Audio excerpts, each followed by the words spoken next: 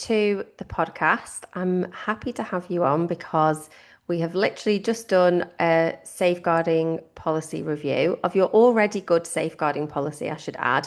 And I think it's really important to highlight business owners, people working with children who are passionate about doing their jobs, as I know you are, but also passionate about introducing safeguarding into that without it feeling like a crisis. It's sort of about lifting up your organization as much as possible. So for people listening who don't know who you are, do you want to give a bit of an introduction and how you got to where you got to today?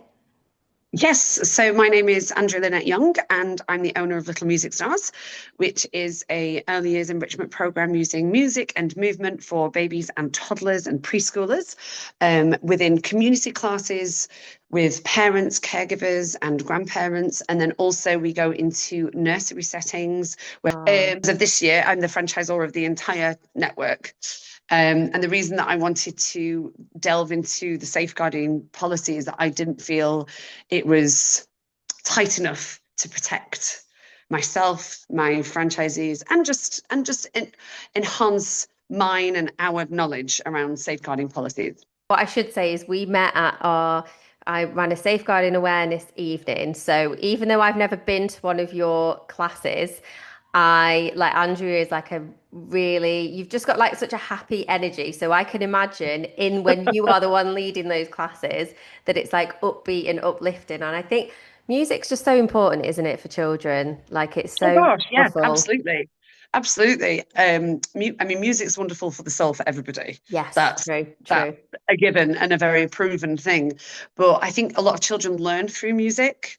They learn through the repetition of the stuff that we do.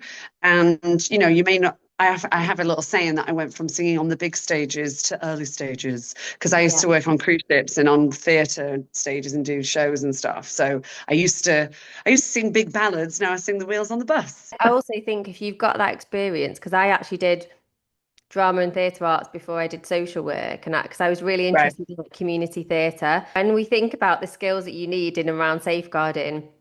You have to be confident, Mm. and that doesn't mean you always have to be an extrovert, but you have to be able to say stuff to people. Yeah. You need to be okay with speaking up because a lot of safeguarding is about advocacy. Like you have to also really like children, you have to and be able to be on their level. And I think music is such a shared thing, isn't it? Yeah. So yeah, I think that kind of the arts and like things that are connected to arts as therapy or arts as connection are always going to Yeah. be helpful. And there's always crossover, I think. Yes. Absolutely. Absolutely. I 1,000% agree. A lot of children, if things are not great in their world, let's say it like that, music and creativity and the arts can give them an expression to come out of that and can help them express how they're feeling and all that kind of stuff. So yeah.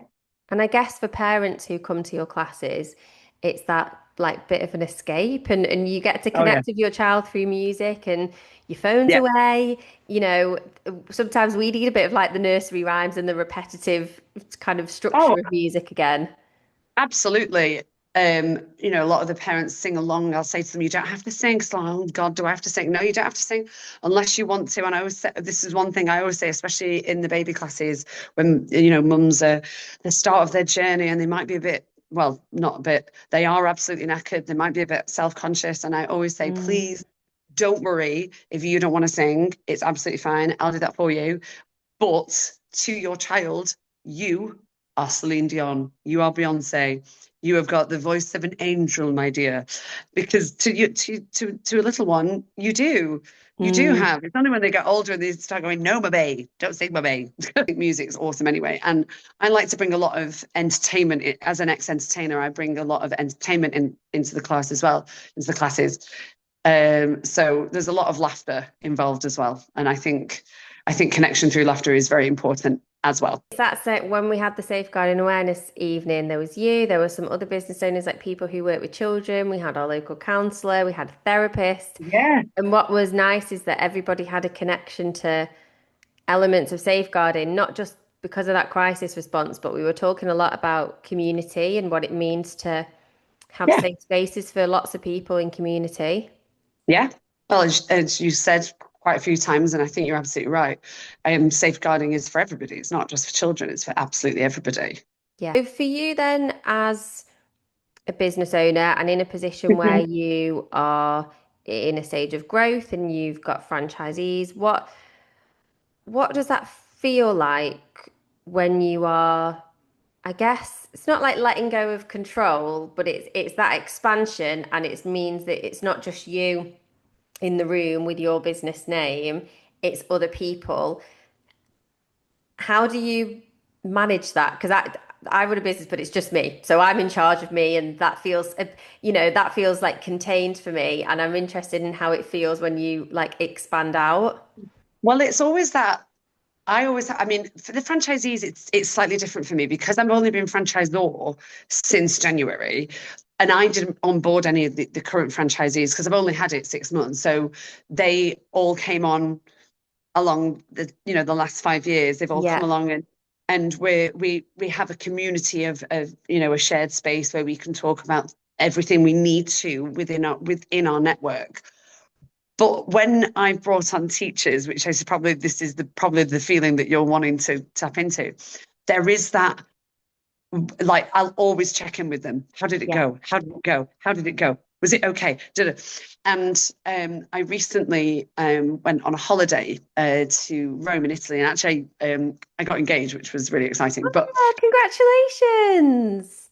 Could have it was led amazing. with that. I should have led with that. But Oh, my teacher was teaching for me for like Thursday, Friday, and Monday. And I kept like I checked in on Thursday, I checked in on Friday, and then on Monday we were like on the plane. Well, yeah, I was really like the whole time I was on the plane, I was like, I hope it went well. I hope it went. And each time she kept going, it was amazing. Like it was brilliant.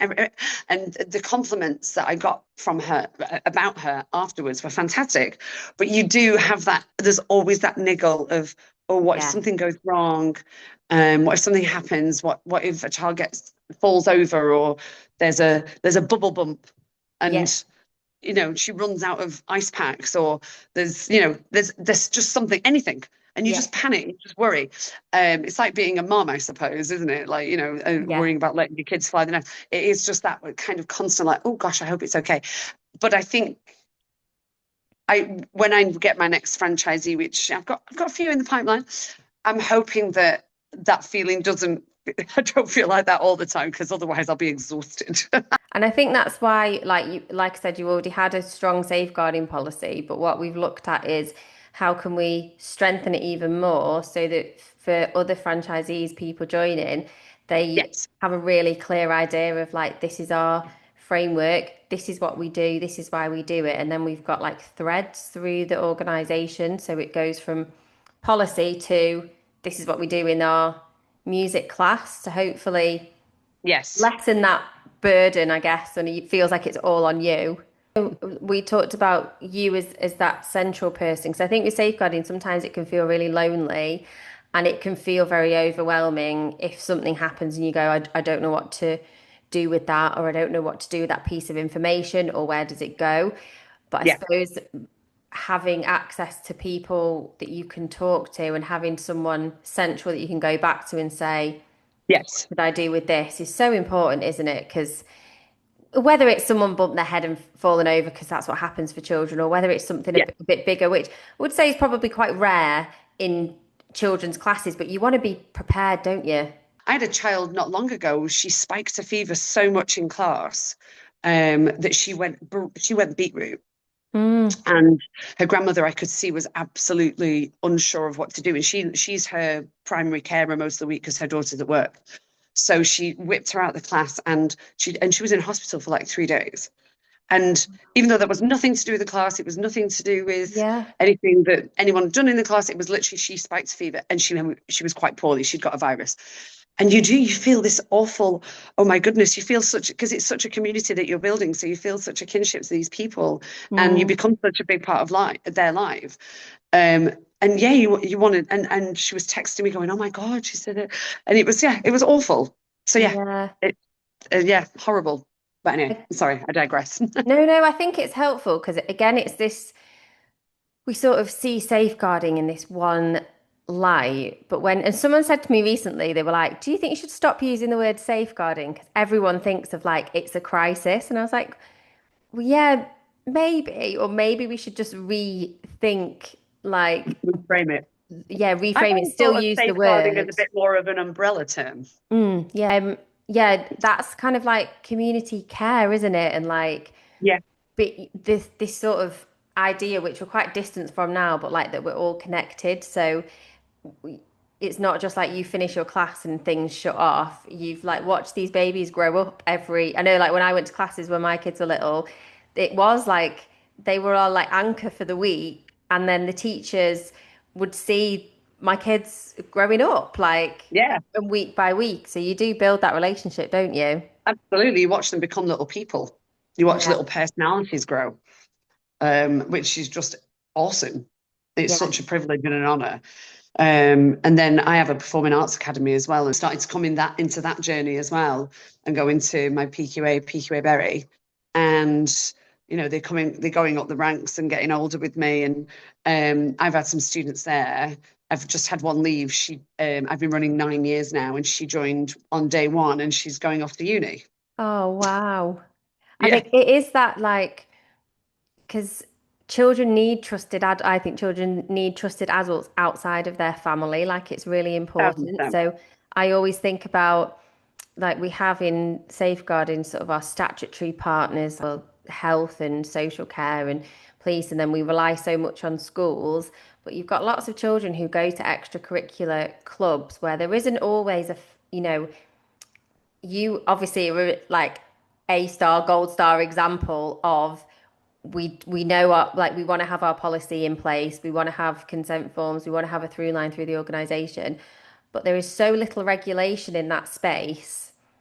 And when you think Yeah. about the fact that Oh we yeah. want children to have trusted adults, outside of their home and be part of communities, the sort of risk averse social worker in me goes, oh my goodness, how many of those spaces are unregulated? But then the positive side of me goes, Many. but there are many Andreas as well. Like, but I guess being in that industry, you must experience that too, I suppose, like that Yeah. regulation issue. Yeah, it's something that's quite that's discussed at length in a lot of the groups I'm in, if you like. Mm, And I think people would like regulation, especially those of us that do it, to a high professional level. I think we would yeah, like regulation because literally anybody can go, I'm going to start a baby group, I'm going to start a toddler group, and people can go in and pay their money, and a lot of people don't do their due diligence into who they're going to. yeah, I'm not saying those people are bad people or anything or they're in the wrong, but it's not regulated, and people are paying good money and not necessarily sometimes getting that yeah. the service and the safeguarding and the protection that they actually deserve. Yeah, and I think that as a parent, if I didn't have the background and job that I had, I would not ask the questions that I ask. So I know loads of parents, I posted about it recently, of just basic questions you need to ask for like an activity provider. And so many parents message me saying, that's amazing. Do you have a version for nursery? Do you have a version for school? Because you only know what you know, don't you? So I think Yeah, it's really helpful that we talk about it to start with yeah, and say like, you know, anyone could come to your class and say, hmm can I see your safeguarding policy? What do you do if this happens? What's on the consent form? What do you do about photography? Because photography is a massive one, isn't it? You could easily answer those questions because you do what you do to a high standard, but there will be parents who won't think about asking those questions, and worse, yeah, providers who think that they won't ever be in a position where someone asks them. And to me, yeah, I'm like, my head would go, well, if you can't answer those questions, what else can't you do? Or, if you haven't thought about that, what else haven't you thought about? And yeah, yeah, so it's really positive to see you and providers like you giving that really, really good example because then it's almost like I'm like, okay, checklist done, and now I get to go and enjoy the amazing class and the expertise around that, yes, yeah. which Oh, it's hopefully cool. I'm sure parents see because they know you within the classes. For anybody who is interested either in joining the classes or in becoming a Hmm. franchisee? Because actually that's a point as well. When people want to join into something, they want Yes. to know that when they're signing up, the franchisor has, thought about these things. And you were saying you've got, have a comprehensive teacher pack when people join. You're not going to join and feel out of your depth. So if people are interested in that side of it, Yeah. how should they get in contact with you? We can The put all best thing to do is so for either or, if someone is interested in attending a class, go to the website. On the tab at the top, there's a find your class. So our class is currently run in Greater Manchester, East London, two areas of Kent, uh, South Kent and East Kent. Excuse me, yes, my geography of South Kent's not South got it off the top knowledge. of my head. Yeah, and in Northumberland. So there's four other leaders apart from myself, so we're only in 5 territories currently. And on each of their pages, there's a contact form, but also there is a direct link to our booking page, which we use Pebble as a booking system. So it goes to each person's individual then landing page for their classes.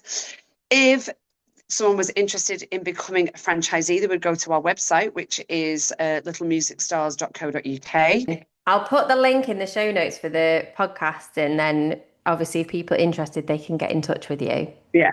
Yeah, but it's fantastic. It's wonderful. It's a wonderful way to spend your days. It's a wonderful way to build a community around you. It's a wonderful way to earn your living. And yes, I just think it's marvelous. And before we finish, what would you say to anyone watching this who runs activities for children or works with children, and they're either thinking, I don't have any of this in place, but I think it's fine because nothing's happened yet, or people who are going, I'm not 100% sure that my safeguarding policy actually stands up? What would you say to them? I would say get some form of safeguard training or um,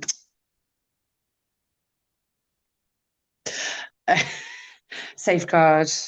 What's the word I'm looking for? Like a review? Yes, Yeah, sorry. Yes, that's fine. yes. Safeguard training, which I know there's online trainings you can do. Hmm. Safeguard review with the person. If you're a franchisor, bring on someone like yourself to do safeguard training with your company, with your franchisees. Get it done in one go, Mm, so that everybody's knowledge is then at the same level. So you've not got franchisees at different levels, not someone knowing everything, and well, not that everyone knows everything, but someone knowing yeah, nothing and yeah, someone having training. I would say it is something not to be ignored. It's better to have it and not need it than to need it and not have it. yes. That's a very good point. Might steal that line. It's very, Steal very it. true, isn't it? Oh, thank you so, so much for joining me. And You are welcome. congratulations on your engagement. We definitely should have led with that. Thank